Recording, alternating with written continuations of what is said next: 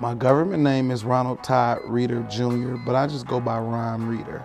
My birthplace is Detroit, Michigan, and I currently reside in Detroit, Michigan. What inspires and motivates Ron? I would have to say it would be my love and care for humanity, period.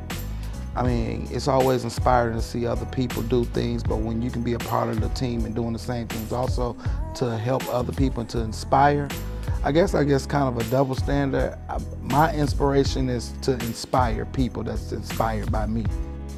Type of work I do in the LGBT community. Let's see, first and foremost, I am a linkage to care specialist, which means I deal with clients that are HIV positive, that are newly diagnosed or lost to care, and it's up to me to get them back into care. Also, I work with a global campaign called Campaign to End AIDS, and that's where we're campaigning to end the AIDS epidemic by 2025 nationally and 2030 globally. I also work with the Rec Boys Underground. That's an empowerment program for MSMs here in the city of Detroit. Well, I started off as a volunteer. That was back in 2010, and I became involved with the work once I got certified.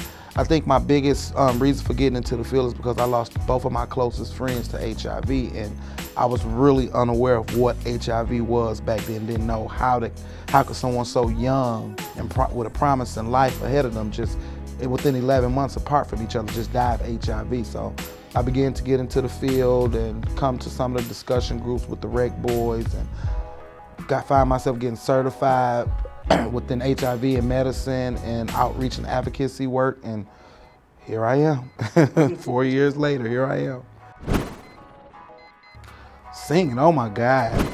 Man, that goes back to when I was 4, 1989. My mom put me in our church choir, and they brought me down to the front at 4 years old to open my mouth and sing, and that's when it started. As a singer, oh God, I would have to say the innovation of Ray Charles, because how he can blend gospel and R&B music together, since that's where I started at. And also country music too, because he did a lot of country music. But he's one of them, and I would have to say the other one would have to be Luther Vandross, smooth baby making music. So some of my greatest inspirations that are alive, I would have to say my children. My children are like my greatest inspiration to me, because everything I do positive in my life is for them, is to better them, to show them that there's more than ways to be, you know, a successful black man in any community or any standard that he come from. Dad, I would have to say my grandfather. That he's taught me how to stand on my own 2 feet as a man and never use a handout from someone else and be independent. So my grandfather and my boys would have to be my biggest inspirations, dead and alive.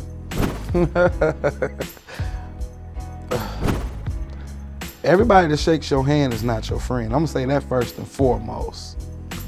I've been through a lot in my 30 years on this earth. I've been through a lot, but not once did I lose my faith or, you know, the bigger picture that I saw for my life and my future. I mean, you have situations with families, you have ups and downs, period, point blank, you know, especially being in my stature of who I am and being comfortable in my skin. There's gonna be statures with your family. But I think I would have to say they played major parts, friends and family, in my life, because that's what kept me to push faster and push harder for where I wanted to be in life. A lot of prayer and a lot of faith. I mean, basically I'm still a spiritual guy. I believe in God, and my Christianity is still strong, and I have those values from my, you know, my background and my family's legacy. But yeah, basically that's about it. My faith and having faith and strength and balance is what keeps me going. Well, you can catch me every Sunday as a host at the club and singing on Sundays. That would be the Woodward Bar and Grill. I'm there every Sunday from 7 to 2 a.m. It's karaoke, then it turns into Sunday Night Scandal, and I am your Sunday Night Scandal host. As a whole, you have to, sometimes, I know they say people have to step out of circles and become individuals all over again, but if you point out everyone within the LGBT community and you get them in a ring of a circle together, that's the impact. So I have to say togetherness. Everybody needs to just continue to mold and gel and clay and stick together and make that one mighty fist that can make a powerful impact on Earth as LGBT individuals.